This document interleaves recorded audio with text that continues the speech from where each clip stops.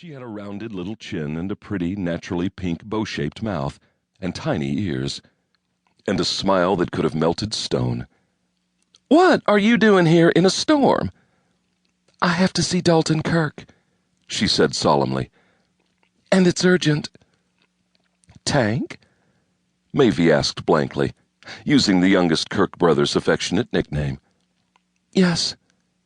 "Can I ask what it's about?"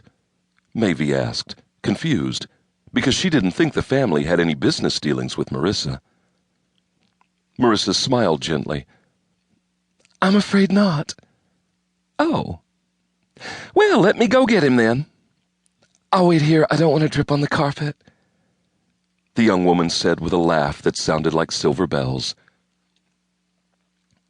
Maeve went into the living room. There was, fortunately, a commercial. Dalton had turned the sound off. "Damn things," he muttered. 1 minute of program and 5 minutes of commercials. Do they really think people are going to sit there and watch so many at once? He huffed. He frowned at Maeve's expression. "What's wrong?" "You know the Bakers, don't you? They live in that cottage down the road in the cottonwood thicket." "Yes." "Merissa is here. She says she has to talk to you." "Okay." He got up. "Bring her in here." "She won't come. She got wet walking here." "She walked? In this?" He gestured at the window where huge flakes of snow were falling. "There's almost a foot of snow on the ground already." "She said her car wouldn't start." He sighed. He turned off the television and put down the remote control. He followed Maeve into the kitchen. His eyes took in the slender figure of his guest. She was very pretty. Her lips were a natural red. Her eyes were big and soft and green. Her face was rather pointed, and her rounded chin made her seem vulnerable. She was wearing a hooded red cloak, and it and she were soaked.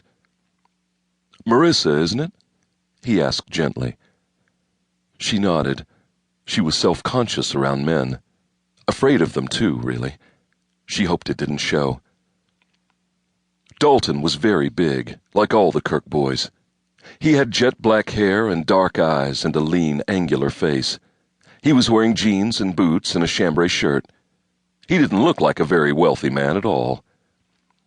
"What can I do for you?" he asked. She glanced toward Maeve. "Oh, I'll just go dust the living room for a bit," Maeve said with a grin. She left them alone, pulling the door closed behind her as she went into the hall. "You're in terrible danger," Merissa said without preamble. He blinked. "Excuse me?" "I'm sorry. I just blurt these things out. I don't mean to." She bit her lip. "I have visions. My mother does too. The neurologist says it's an aura from migraine, which I also have. But if that's all, why do the visions always come true?" She sighed. "I had a vision about you.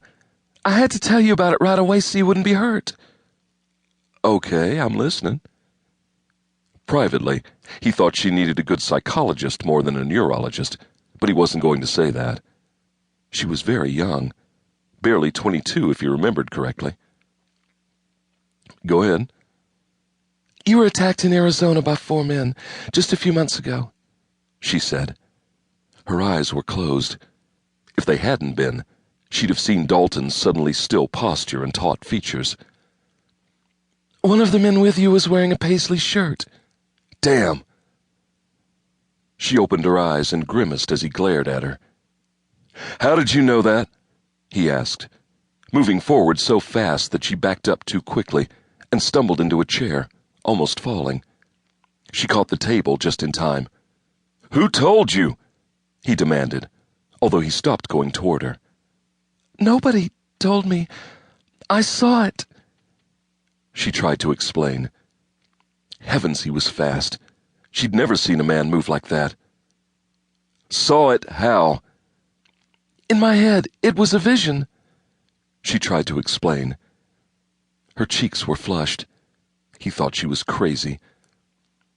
"Please let me finish. The man in the paisley shirt, he was wearing a suit, and you trusted him. There was another man, a man with dark skin wearing a lot of gold."